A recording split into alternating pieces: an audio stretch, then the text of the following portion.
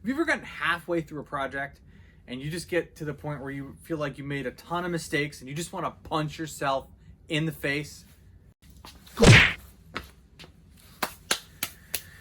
This time on Low Boost, I'm going to go over the 5 mistakes I made while LS swapping my car.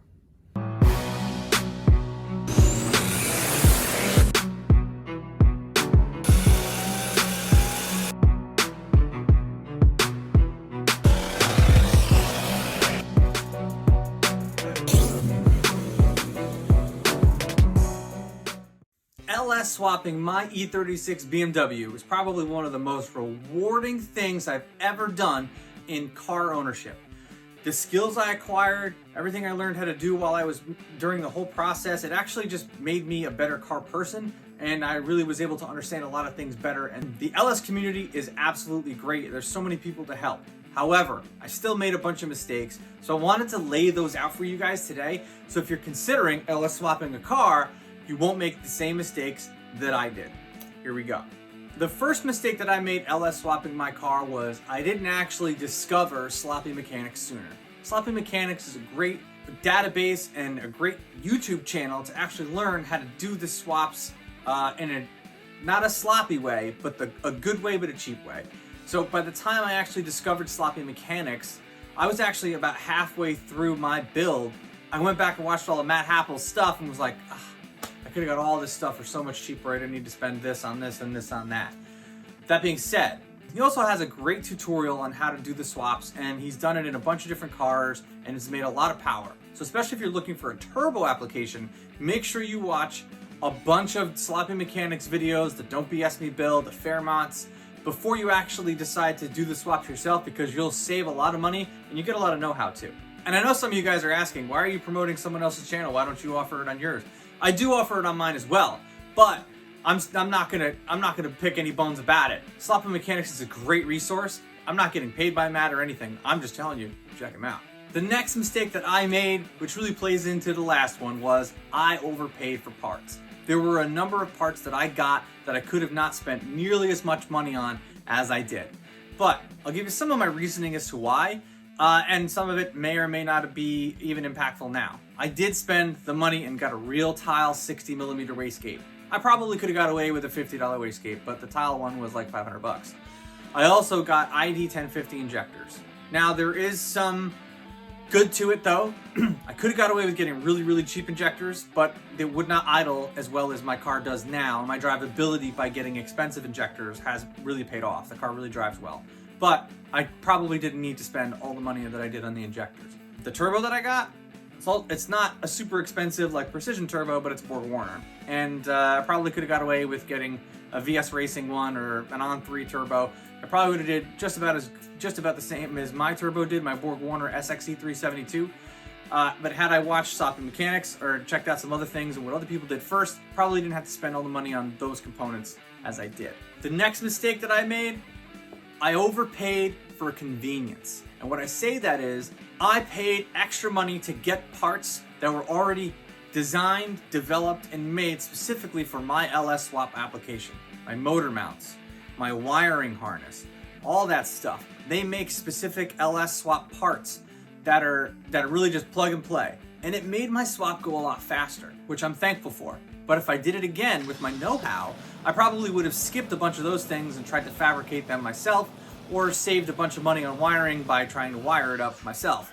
Looking back at it now, I probably could have done that right from the get-go. For example, I got the Wiring Specialties E36 LS swap harness, completely plug and play, made everything easy, but guess what? Not the best to use when you're going with the turbo, so I ended up ditching that and getting a Holley Terminator X and wiring it all in myself, and it was almost the same amount of money as opposed to spending for 2. So it actually ended up would have costing me more than just getting the Holley Terminator X. I paid to get all these great LS swap parts because I did my project faster, but you are paying for that convenience. It will take longer for you to do the swap if you do all this stuff yourself, but you won't spend nearly as much money. The next mistake that I made while LS swapping my car was I had the fine for now mentality, which let me explain. I actually thought I was only going to want a certain amount of horsepower, so I only bought parts that would support a certain amount of horsepower. And guess what? I want more. Who doesn't? So now I have to go back and get a better clutch, and I have to get a different fuel system. I have to get a whole bunch of different stuff to actually be able to support the power that I want to make. Well, had I just got the stuff right off the bat to be prepared to do it down in the future, I probably would have been much better off. So if you're thinking about a 500 horsepower build and nothing more, if you're going to do that, you better stick to it, because it's going to cost you a lot more to upgrade it later, as opposed to just building the whole car with the supporting modifications now, and then when you want to turn it up, all you got to do is turn it up. The number one mistake that I made LS swapping my car kind of ties into all the other ones that I said, and it is I did not do enough research. And I thought that I did a lot of research, but it turns out I didn't. Had I actually gone through some forums and read on, BMW LS swaps or whatever LS swap page you guys have found for your application, and dug a little deeper, I would have seen the problems that I was going to run into sooner. That way I could purchase the parts and be prepared for them later. So just like I should have found other websites and other people to look at, watch them build it first, and I didn't.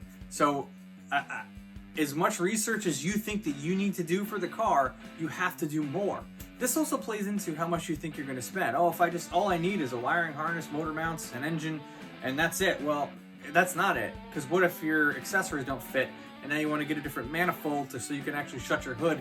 Unless you want to fabricate a different elbow for your truck water pump, you're going to need to get all new accessories for the front. So you got to get all new accessories for the front. All in all, LS swapping your car can be done in a driveway, a single bay garage. You don't need to have all the crazy tools and everything. I did this on QUICKJACKS in my two-car garage, just using only half of it because my wife takes up the other half. So it is something that can get done, and depending on how fast you want to do it, will really depend on how much you're going to end up spending on it. So if you want to do it as quickly as possible, get all the right parts. They're great. They're awesome. They bolt right in. They're great. But if you want to save yourself a lot of money, it might take a little longer to make and fabricate some of these parts yourself, especially if you know how to weld. But it will end up taking you longer to do it. Do your extra research, ask questions. I always try to respond to people's questions. I'm not a really big YouTuber, so I really can answer most of your questions you guys have. So if you have questions about turbo LS swapping or LS swapping, an E36, or really any BMW, hopefully I can help answer your questions, and if I can't, I can point you to someone that can. So if you guys are interested in learning more about LS swapping your car, make sure you hit the subscribe button, because I have like 25, 26 videos on my Turbo LS Swap E36 that you guys can watch and learn a lot of stuff too, because I tried to document these mistakes that I just put all in one video throughout the entire process, and you'll actually get to see my trials and errors. So, thank you guys very much for watching, and I'll catch you in the next one.